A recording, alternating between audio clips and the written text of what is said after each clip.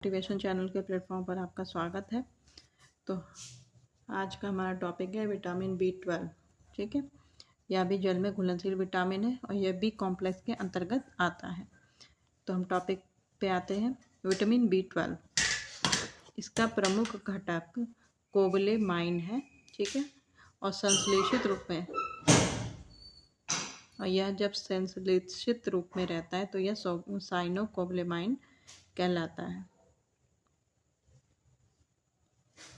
तो इसका प्रमुख घटक क्या होता है? कोबलेमाइन, अर्थात इसमें कोबाल्ट की उपस्थिति पाई जाती है, जिस वजह से इसका प्रमुख कोबलेमाइन घटक होता है और संश्लेषित रूप में इसे साइनोकोबलेमाइन कहा जाता है, जो कि इसका रासायनिक नाम है। कोबलेमिन किसका रासायनिक नाम है? तो यह विटामिन B12 का रासायनिक नाम है। इसके नाम में ही कोबले आया है, अर्थात कोबाल्ट। तो अर्थात इसमें कोबाल्ट तत्व की उपस्थिति होती है। आगे नेक्स्ट इस पे टॉपिक है विशेषता। नेक्स्ट हेडिंग है इसमें विशेषता। अब हमें इसकी विशेषता डिस्कस करनी है। तो ये कैसे होता है? यह लाल रंग का होता है, सुई के आकार का, पतला होता है और रवेदार पदार्थ होता है। जल में यह घुलनशील होता है, बट यह जल में कम घुलनशील होता है। अंशतः 100 डिग्री ताप पर, अगर हम इसे 100 डिग्री ताप पर गर्म करते हैं आधे घंटे तक, तो यह तब भी नष्ट नहीं होता है। अर्थात 100 डिग्री सेल्सियस ताप पर भी आधा घंटा गर्म करने पर यह नष्ट नहीं होता है। 4 से 5%, क्योंकि साइनोकोबलेमाइन इसके नाम से इंडिकेट होता है कि इसमें कोबाल्ट पाया जाता है। तो कोबाल्ट की मात्रा इसमें, अर्थात विटामिन B12 में कोबाल्ट की मात्रा 4 से 5% तक होती है। इसमें सल्फर अनुपस्थित होता है, अर्थात सल्फर नहीं होता। जब शक्तिशाली अम्ल और क्षार के प्रति यह क्रिया करता है, रिएक्शन उनसे मिलता है, तो क्या हो जाता है? ये अस्थिर हो जाता है। ठीक, यानी कि उस पर प्रभाव पड़ता है अम्ल का और क्षार का। सबसे अधिक जटिल अणु वाला यौगिक है। ठीक, यह सबसे जटिल अणु वाला यौगिक है, जिस कारण इसका अवशोषण आसानी से नहीं हो पाता है। और यह जटिल क्यों है? क्योंकि इसमें कोबाल्ट पाया जाता है। ठीक, तो ये पॉइंट आपके लिए इम्पोर्टेंट है। और क्या है? यह धूप में रखने पर नष्ट हो जाता है। धूप में क्या, सूर्य से जो रोशनी मिलती है उसी को हम धूप कहते हैं। ठीक है, सूर्य से UV किरणें मिलती है, पराबैंगनी किरणें, और इन पराबैंगनी किरणों के संपर्क में आने पर विटामिन B12 क्या हो जाता है? आपका नष्ट हो जाता है। आगे बढ़ते हैं। विटामिन B12, जो विटामिन B12 होते हैं, ये यकृत और उत्तकों में, मनुष्य के यकृत में और उसके टिश्यूज में यह दो रूपों में पाया जाता है। पहला है साइनोकोबलेमाइन और दूसरा है B12 हाइड्रोकोबलेमाइन। ठीक, आगे बढ़ते हैं। इसके स्रोत क्या है? साइनोकोबलेमाइन को प्राप्ति के स्रोत है स्पाइरुलिना। ये एक शैवाल होता है जिसका नाम है स्पाइरुलिना, एक शैवाल है। यह प्रोटीन का सबसे अच्छा स्रोत माना जाता है। जब अंतरिक्ष यात्री स्पेस में जाते हैं अंतरिक्ष यान के जरिए, तो वहाँ पे वो स्पाइरुलिना का ही यूज़ करते हैं, ताकि वो उन्हें वहाँ पे बराबर ऑक्सीजन मिलती रहे और उनके शरीर की प्रोटीन की भी जो ज़रूरत होती है वो पूरी हो जाए। ठीक है, इसलिए स्पाइरुलिना का प्रयोग अंतरिक्ष यात्री प्रयोग करते हैं। शाकाहारी लोगों में प्रायः इसकी कमी होती है। अब इसके कार्य को हम डिस्कस कर लेते हैं। तो पहला कार्य इसका क्या है? यह RBC की परिपक्वता के लिए आवश्यक है। RBC अर्थात लाल रक्त कणिकाओं के परिपक्व होने के लिए यह आवश्यक होता है, विटामिन B12। अभी तक इसके 5 प्रकार के कोएंजाइम का पता चला है। कितने कोएंजाइम है इसके? 5। इन्हें कोबेमाइड को एंजाइम भी कहा जाता है। इनके जो कोएंजाइम होते हैं, इनको हम कोबेमाइड को कोएंजाइम भी कहते हैं। ठीक है,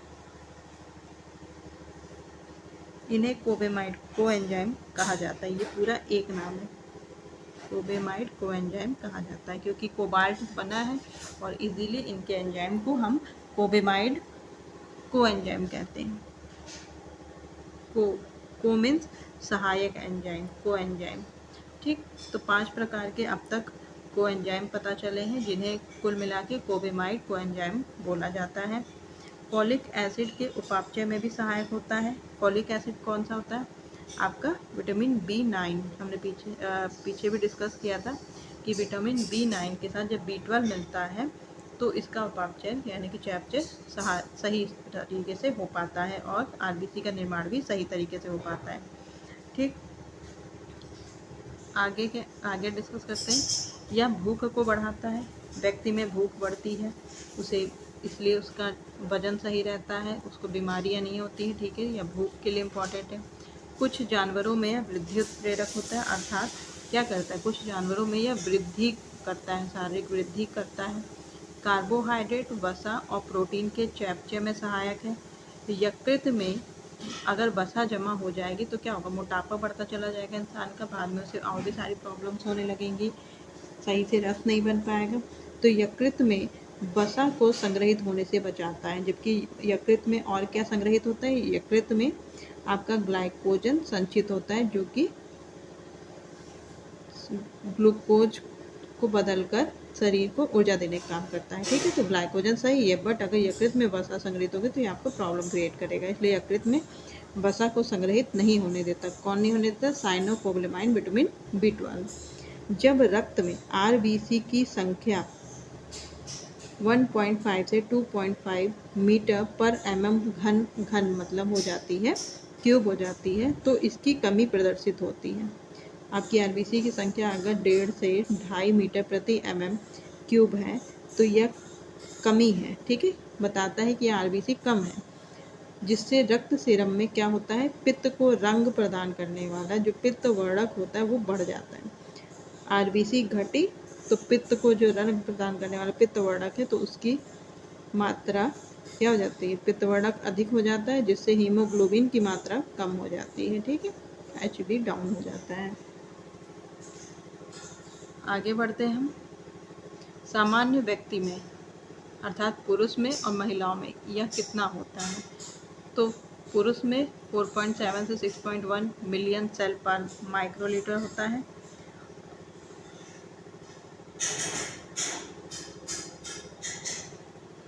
और महिलाओं में 4.2 से 5.5 सेल्स पर। सामान्य व्यक्ति में ये क्या होता है, 4.2 5 सेल पर मिली लीटर होता है। अगर आप इसको ना देखें, अगर सिंपल टर्म में समझे तो सामान्य व्यक्ति में जो हीमोग्लोबिन होता है कितना है, वह 12 से 13 ग्राम प्रति 100 ml होता है। ठीक है, सामान्य व्यक्ति की बात हो रही है, और जब वो इससे नीचे होता है तो हीमोग्लोबिन आपका कम माना जाता है। मिथियोनिन और कोलिन ये सब क्या है, ये दोनों अमीनो एसिड है, अर्थात ये प्रोटीन के ही सूक्ष्मतम अणु है। इनके संश्लेषण के लिए यह आवश्यक रोल अदा करता है। इसकी कमी से होने वाली बीमारी है पर्नीशियस एनीमिया। ठीक है, और हमने विटामिन B9 से पढ़ा था तो क्या होता है उसमें, मैग्लोब्लास्टिक एनीमिया। ठीक, तो पर्नीशियस एनीमिया में क्या होता है, एनीमिया हमने अब तक कई एनीमिया पढ़ लिया, इसलिए कंफ्यूज नहीं होना, लास्ट में हम उसे फिर लास्ट में क्लियर कर देंगे।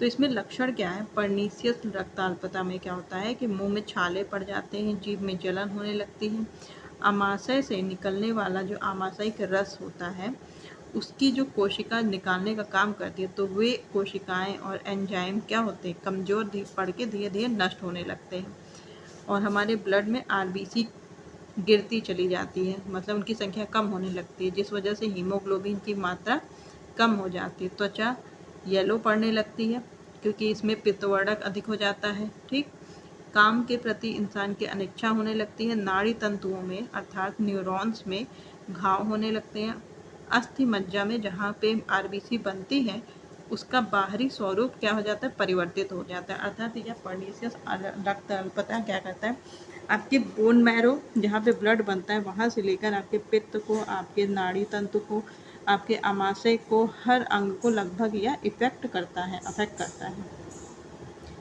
इसकी अधिकता से क्या होता है, तो जब किसी भी न्यूट्रिएंट का, जब किसी भी पोषक तत्व का अधिकता हो जाती है शरीर में, तो वो आपका विषाक्तता ही, मतलब कि वह पॉइजन ही बन जाता है आपके शरीर के लिए, ठीक है। तो विषाक्तता होती है।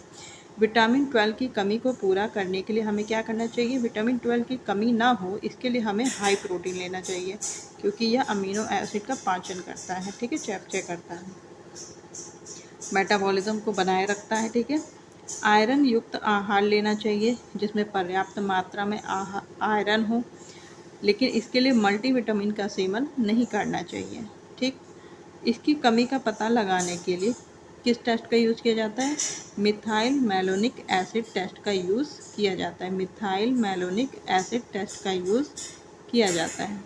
अवशोषण, इसकी अवशोषण की प्रक्रिया बहुत अधिक जटिल है, हमने पीछे पढ़ा था, ये सबसे जटिल यौगिक होता है, क्यों, क्योंकि इसे अवशोषण में ज़्यादा समय लगता है और अन्य तत्वों के अवशोषण में कम समय लगता है, वो शीघ्र से अति शीघ्र कह सकते हैं कि उनका अवशोषण हो जाता है। बट इनका B12 का, साइनोकोबालेमाइन का अवशोषण 3 घंटे का समय लेता है लगभग। क्यों, क्योंकि इसमें कोबाल्ट जैसा धातु मतलब तत्व पाया जाता है। आंत में इसके अवशोषण के लिए आवश्यक तत्व होता है जिसे हम कहते हैं आई फैक्टर, ठीक। आंत में इसका अवशोषण हो इसके लिए शरीर में आंत में एक तत्व पाया जाता है जिसे कहते हैं आई फैक्टर, अर्थात इंट्रिंसिक फैक्टर, जो क्या करता है, यह आमाशय से स्रावित होता है और अवशोषण करने में B12 के अवशोषण में यह सहायक बनता है। और इसका संग्रह कहाँ पे होता है, तो जो इसका संग्रह होता है जब ये आवश्यकता से अधिक ले लिया जाता है, प्रोटीन युक्त पदार्थ जब हम आवश्यकता से अधिक लेते हैं तो विटामिन B12 यकृत में संग्रहित हो जाता है। इसके लिए प्रोटीन, इसकी कमी ना हो तो हम प्रोटीन युक्त आहार लेना चाहिए, लेकिन जब आप अधिक मात्रा में प्रोटीन युक्त आहार ले लोगे तो विटामिन B12 आपके यकृत में संचित हो जाता है, लेकिन उसकी भी एक सीमा है, उसके बाद वह अतिरिक्त मात्रा मूत्र के द्वारा शरीर से विसर्जित हो जाती है। तो हमने ये वीडियो डिस्कस किया, इस टॉपिक को क्लियर कर लिया। इसके बाद हमारा टॉपिक है नेक्स्ट विटामिन C। तो